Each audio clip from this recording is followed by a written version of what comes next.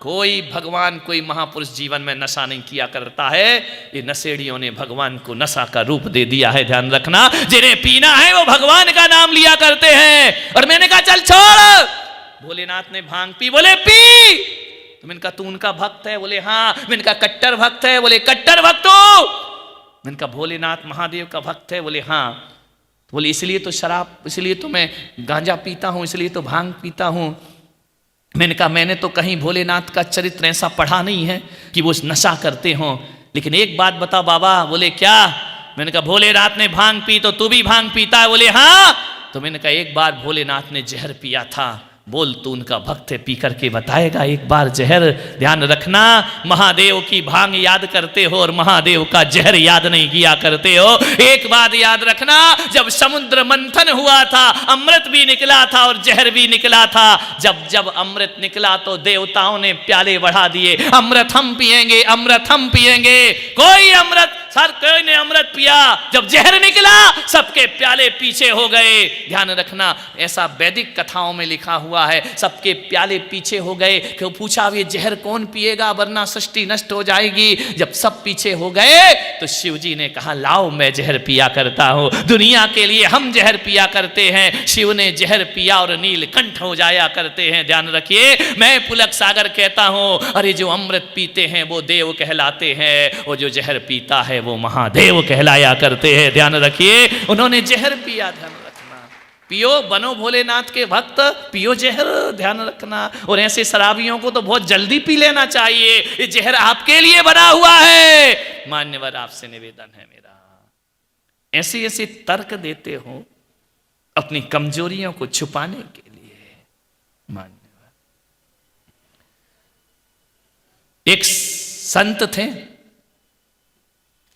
उन्होंने एक शहर में शराब पे बहुत अच्छा प्रवचन किया। समाज के लोग बहुत खुश हुए कि संत जी आपने बहुत अच्छा व्यसन पे बोले। लेकिन प्रवचन के बाद मालूम है क्या घटना घटी? पंडाल के बाहर एक शराबी कीचड़ में शराब पी के पड़ा है। अरे लोगों ने कहा महाराज उधर तुम प्रवचन कर रहे, वहां शराबी डला है। संत ने कहा मैं क्या कर सकता हूं। पंचों ने पता किया कि देखो तो कौन है सत्संग के बाहर शराब पी के पड़ा। मालूम है जब लोगों को पता पड़ा तो पंचों के तो सर बाल उड़ गए, उन्होंने तो कान खड़े हो गए। मालूम है वो कौन था? उस संत का भाई था। अरे पंचों ने कहा बाबा जी या तो ऐसे प्रवचन बंद करो या इस भाई को यहां लिटाना बंद करो, ये पड़ा रहता क्या असर होगा? शराब, समाज में हम क्या मुंह दिखाएंगे कि संत शराब पे प्रवचन करते हैं और भाई शराब पी के वहां पड़ा रहता है।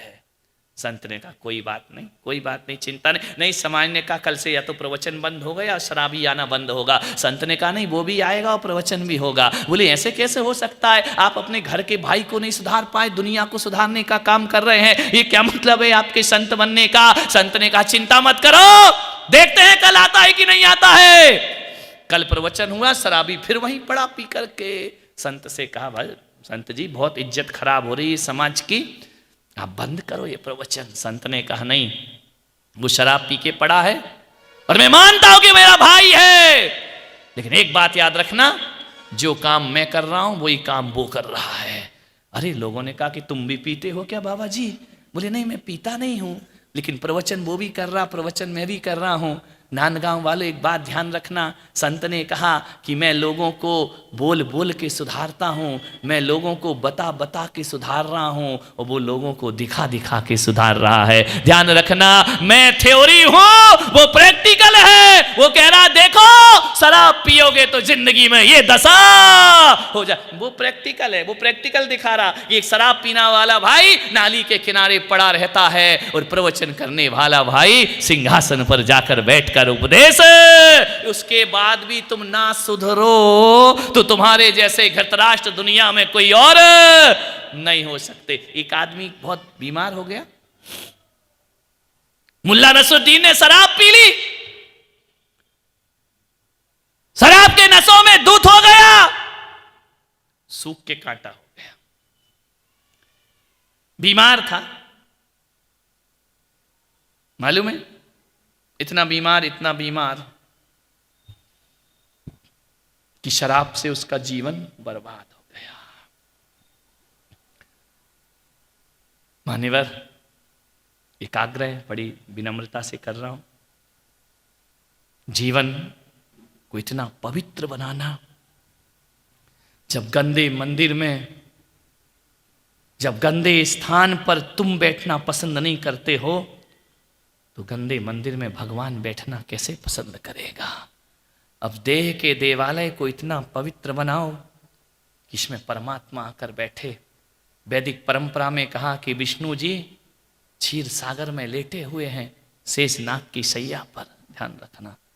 पूछा गया कि इसका मतलब क्या है, तो बोले इसका मतलब यही है, जो अपने हृदय को क्षीर सागर जैसा पवित्र बना लेता है, वहां परमात्मा आकर विश्राम किया करते हैं। ध्यान रखिए, जो अपने मन को क्षीर सागर सा पवित्र बना लेगा, भगवान उसमें विश्राम किया करते हैं। मालूम है, माता के 16 स्वप्न में क्षीर सागर आता है। भगवान कभी गर्भ में नहीं आए, लेकिन 16 स्वप्न में क्षीर सागर है। वह क्षीर सागर आकर माता के चित्त को पवित्र कर दिया करता है। स्वप्न का फल होता है कि उसके गर्भ में कोई तीर्थंकर जैसी आत्मा आ जाती है। शराब के नशों में, मसाले में, गुटके में यदि मन को अपवित्र करोगे, कोई भी परमात्मा तुम्हारे हृदय में आने वाला मंदिर में होगा, लेकिन मन में भगवान आने वाला नहीं है। एक निवेदन है, एक जगह पार्टी हो रही थी। डायोजनीज एक विदेशी फिलॉसफर है, वह भारत आया और उसके स्वागत में विदेश से शराब मंगाई गई। उसका पैमाना भरा, डायोजनीज ने देखा, शराब का पैमाना फेंक दिया। भारतीय लोगों ने सोचा यार कुछ कचरा मचरा आ गया होगा। दूसरा पैमाना भरा, उसने देखा, फेंक दिया। तीसरा पैमाना भरा, उसने देखा, फेंक दिया। भारत के लोगों ने कहा इतनी महंगी शराब आप इसे ऐसे फेंक रहे मिट्टी में, इसमें क्या है, कोई कचरा है, गंदगी है?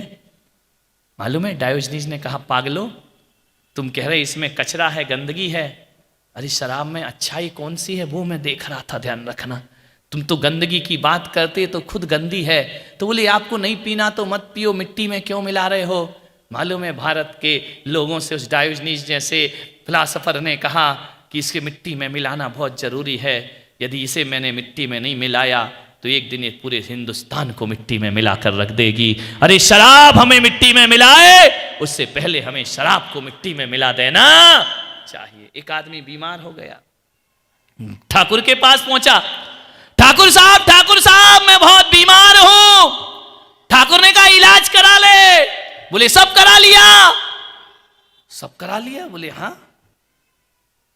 टेस्ट करा ले? सब हो गए, ब्लड टेस्ट हो गए, सारी जांच हो गई, बीमारी जाती नहीं है।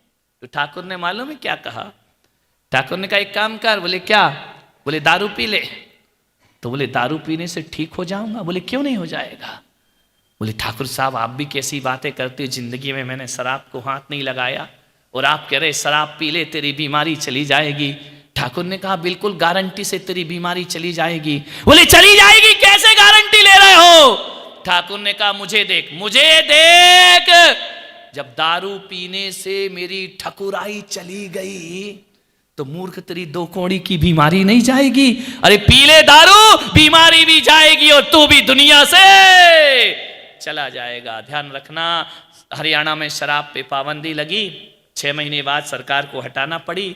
क्या करें, सरकार भी क्या करे, पीने वालों की जमात लगी हुई है। ध्यान रखना, जैसे ही बंद करते शराब और महंगी हो जाया करती है, ब्लैक में बिकना प्रारंभ हो जाया करती है। गुजरात में शराब पाबंदी है, ब्लैक में बिका करती है। ध्यान रखना, क्या करे सरकार, पीने वालों की जमात लगी है। मालूम है, हरियाणा में पाबंदी लगी, महिलाओं ने आंदोलन छेड़ दिया, सड़कों पे उतर आई महिलाएं, डंडे लेकर उतर आई, सब शराब की दुकानें तोड़ दी, शराब की बोतलें तोड़ दी। वहां के मुख्यमंत्री को शराब पर पाबंदी लगाना पड़ी। 6 महीने बाद पाबंदी हटाना पड़ी। क्या कर सकते हैं? बोले क्यों? बोले जो बाहर से बिक रही थी वो पीछे से बिकने लगी है, धनो दिन ब्लैक में शराब बिकने, कमाई हो गई दारू के ठेकेदारों की।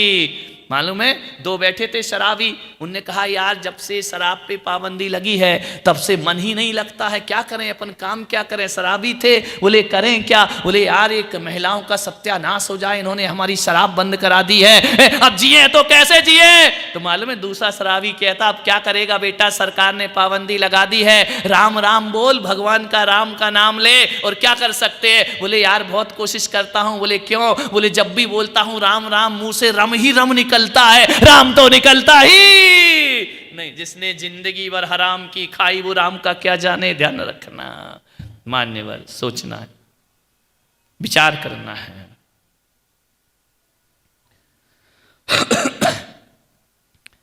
एक आदमी शराब पीकर आ गया घर में, और जैसे ही शराब पीकर आया पत्नी ने देखा, फिर पी के आ गया, फिर पी के आ गया।